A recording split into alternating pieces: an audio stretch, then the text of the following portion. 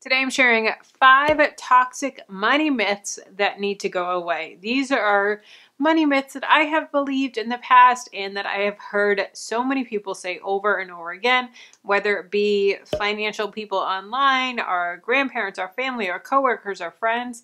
These are myths that, yeah, they need to go. They are not true, and they may just need to have a different mindset shift, but they need to go. Jumping right in, number 1 is that renting is throwing away money and that you should always be owning a house versus renting. That is simply not true for everyone. There are definitely circumstances where owning may be better and having your own property that you are putting money into and it's building value. But you have to think of what it costs to own a house versus what it costs to rent. There's so many things that go into owning a house that you don't have to pay for renting. For instance, we're putting new impact windows in our house. That is costing us $21,000. Our washing machine broke. That's costing us $900. There's so many repairs that go into a house that you have to take care of that you don't with renting. With our washing machine, it broke. We just call up the landlord and they take care of it. They either fix it or they replace it. But they're the ones that are responsible, not us. So there's those additional upkeep costs, as well as the cost of an emergency fund and the cost of having that money on hand. If you don't have that money saved and you go and buy a house, I have so many friends that put all of their money into the down payment, all their money into closing costs, but didn't have any additional money for an emergency fund after if something happened, then they're screwed. I really, really recommend people having at least 3 to 6 months of expenses if you're going to buy a house. Have that money there. Another thing is cost breakdown. You have to pay taxes. You have to pay insurance, and homeowners insurance versus renters insurance is like night and day. Thousands and thousands of dollars more for homeowners insurance, especially depending on where you live. So really dig into those costs. I actually have a full video that I did a couple years ago where I broke down my apartment and my mortgage and what it costs to run the house. And the apartment and mortgage are actually the same. I think it was about $1,800 for each of them.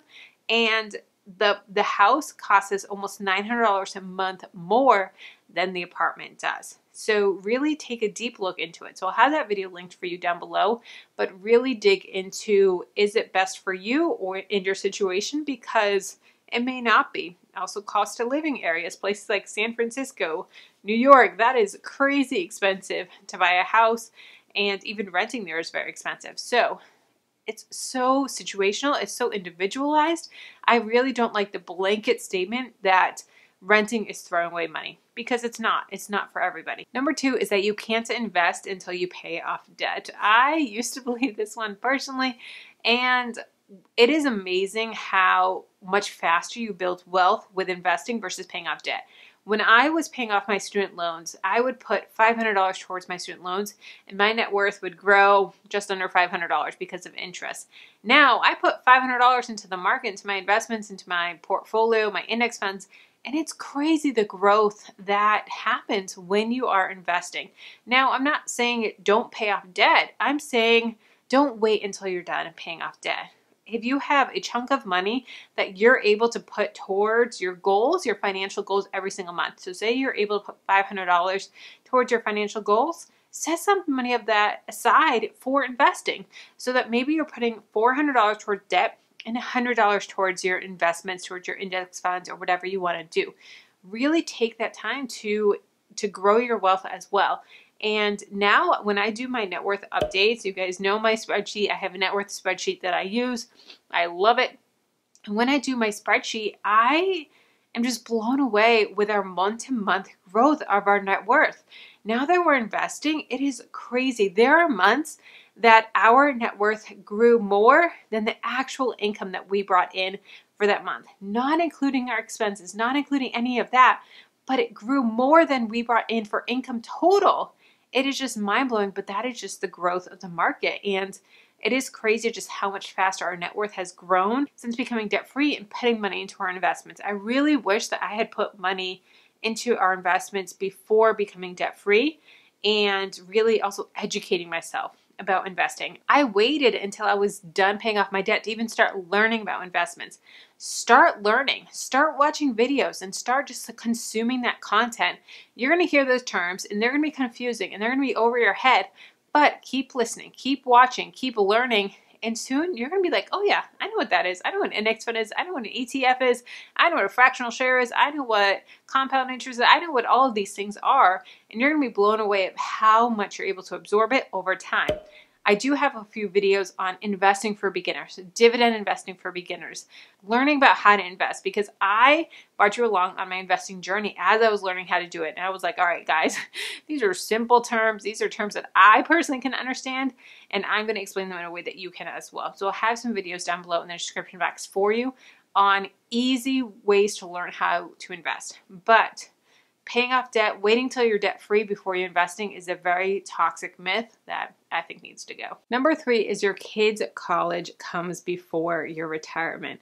That is a myth, and I understand. Like, I'm pregnant, I'm a new mom, I'm going to be about to be a new mom, and I want what's best for my child. I'm already preparing for saving for their college, but we have our retirement set up as well.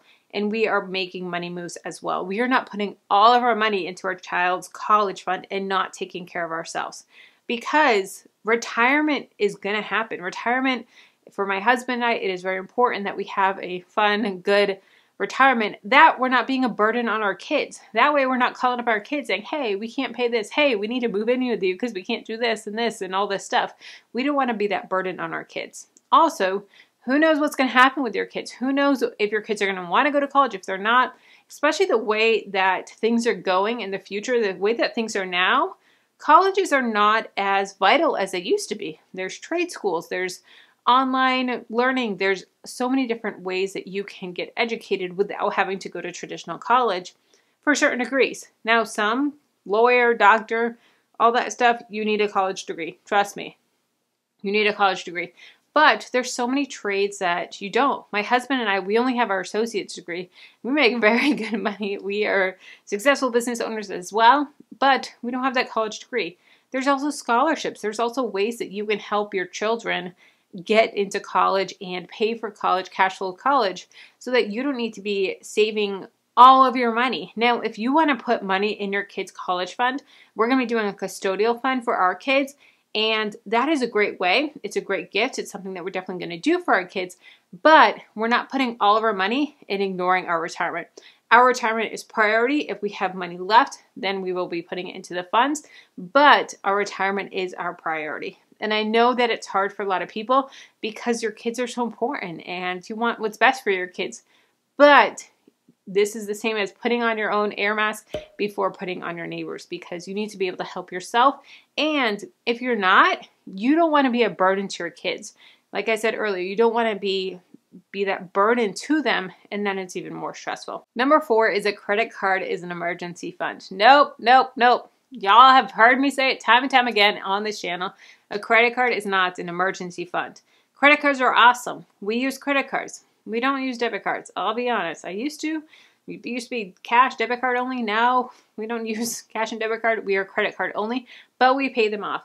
But the credit card as an emergency fund is marketing. That is 100% marketing from the credit cards companies. Guys, no. Think about it. If you have an emergency, a true emergency that something happens, it's stressful. It's hard. It's a lot. You don't want to have the stress afterwards of the 20% interest on top of that. You want to be able to deal with the situation. So have an emergency fund. Have an emergency fund in cash.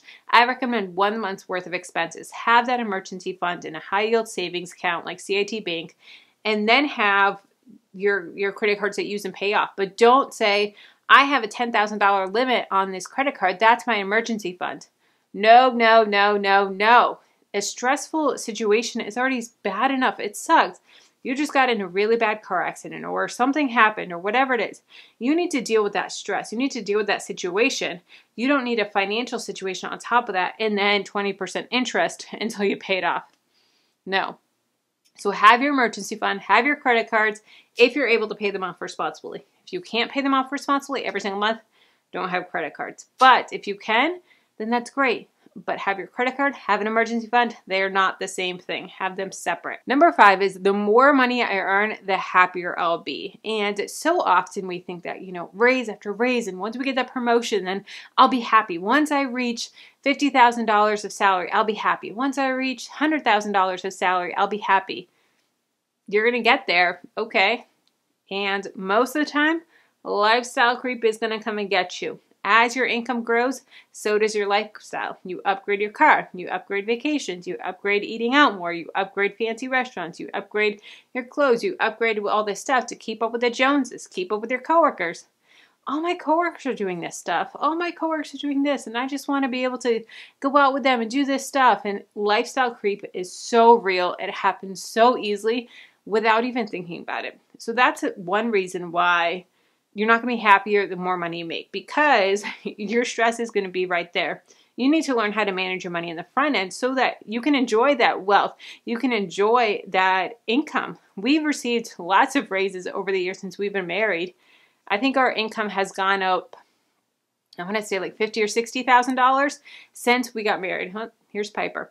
And our lifestyle has gone up a little bit. We bought a house, different things like that. But we've been able to enjoy that growth of the $50,000 to $60,000 raise that we've received, and we've been able to put it into investments. We've been able to buy cash for a car, go on vacations, different things like that, and really save our money and then use it for things that we find valuable versus it just like disappearing. I don't know where the money went. I don't know what happened. So really dig into why you're not going to be happier with a higher salary. Yeah, it can be helpful. Yeah, it can be less stressful. I'll be honest. It's a lot less stressful now that we have our salaries than when I was living paycheck to paycheck. I'll be honest. But the living paycheck to paycheck, it also was me learning how to manage my money. If I didn't learn how to manage my money and get on a budget, I'd be still living paycheck to paycheck even with our salary now. Another thing to think about is time is money. Time with friends and community is so important. I know so many people that they make amazing salaries, but they have no time. They're working 80 hours a week. By the time that they get home from work, they're exhausted. They don't want to hang out with their kids. They don't want to play. They don't want to do anything. They are burnt out. And honestly, I'd rather a lower salary and less stress, more time with my family, and just an overall better life than having that stress, that burden of work, and a high salary. But you can't even enjoy your high salary. It just sits in your bank account and you're just like, ooh, I make this much money. I'm the best because I make this much money. But I know so many people that are so much happier with a less salary, but spending time with their family, spending time with their friends, making memories, all of that. Let's keep the conversation going. If you want to know how to start dividend investing for beginners, check out this video here. And if you want to know 5 side hustles that you can do from home, how you can make money from home, how I make money from home, check out this video here.